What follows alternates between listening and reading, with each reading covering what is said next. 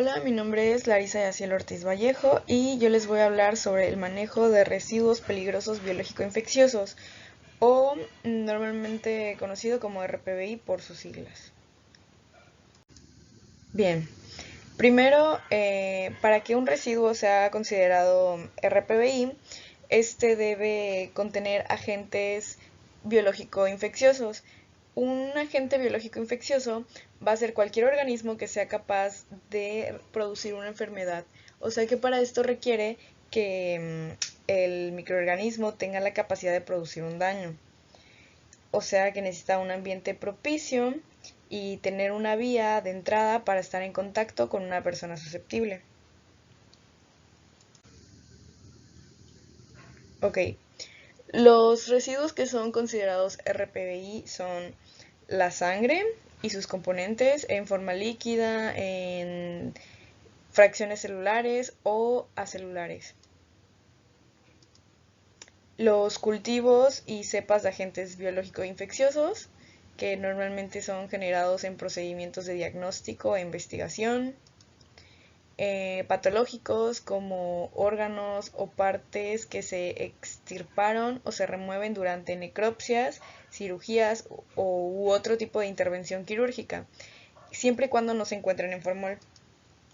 También los residuos no anatómicos, o sea, recipientes desechables que contengan sangre líquida en materiales de curación, empapados, saturados o goteando sangre o cualquier fluido corporal. Y objetos punzocortantes que hayan estado en contacto con humanos o animales.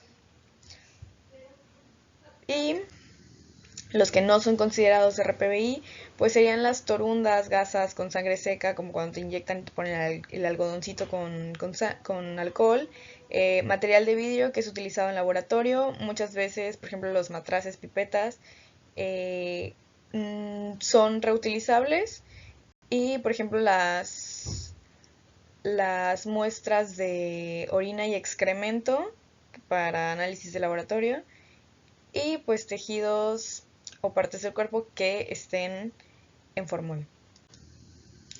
Bueno, estos tipos de residuos necesitan un envasado en particular dependiendo de qué sean. Por ejemplo, los punzocortantes, como lo son las jeringas, navajas, bisturís y otro tipo de punzocortantes, estos siempre deben de ser envasados en recipientes rígidos de polipropileno, porque al ser pues filosos romperían una bolsa. Y los no anatómicos como materiales de curación empapados de sangre, esos sí pueden ir en bolsas. Los materiales desechables como secreciones pulmonares y en pacientes sospechosos de tuberculosis, neumonía, también van a las bolsas rojas.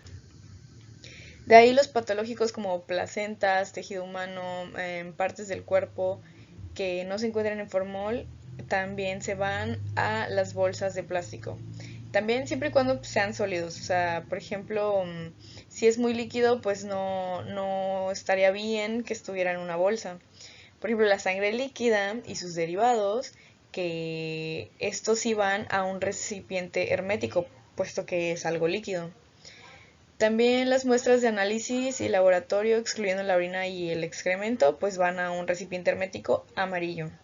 Los materiales desechables usados por el cultivo de agentes infecciosos, pues van a bolsas de plástico rojo, y los fluidos corporales, como el líquido sinovial, pues se va a recipientes herméticos.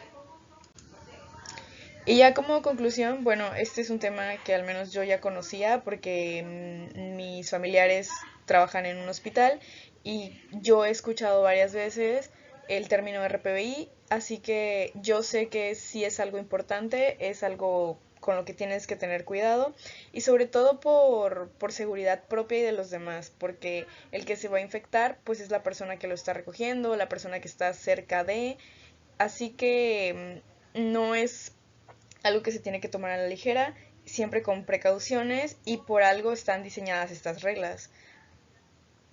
Gracias.